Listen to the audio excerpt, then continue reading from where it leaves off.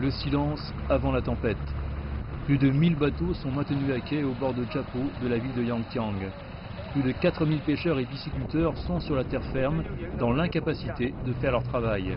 Le message est clair, restez à l'abri ou vous serez tout seul.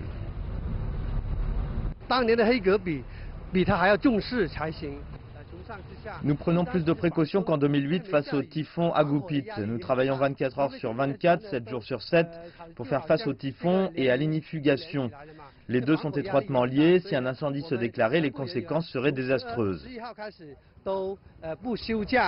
Tous les sites touristiques de la région ont été fermés au public en prévision du glissement de terrain que risque de provoquer Mangkhut. Près de 170 000 personnes ont été évacuées. Cette mesure préventive a également concerné des milliers de reliques culturelles appartenant au musée local.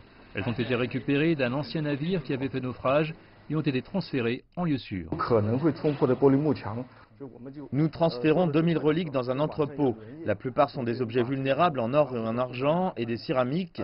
Nous craignons que l'ensemble du musée soit inondé. Une dizaine d'employés va continuer jusqu'à minuit à déménager certains objets.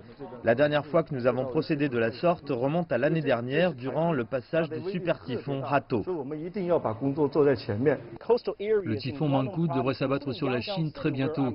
Les régions côtières, comme celle de Yangtiang où je suis actuellement, vont être frappées très durement. Les experts ont averti que ce typhon pourrait provoquer des glissements de terrain et des inondations. Les préparatifs sont en cours pour tenter de minimiser les dégâts potentiels.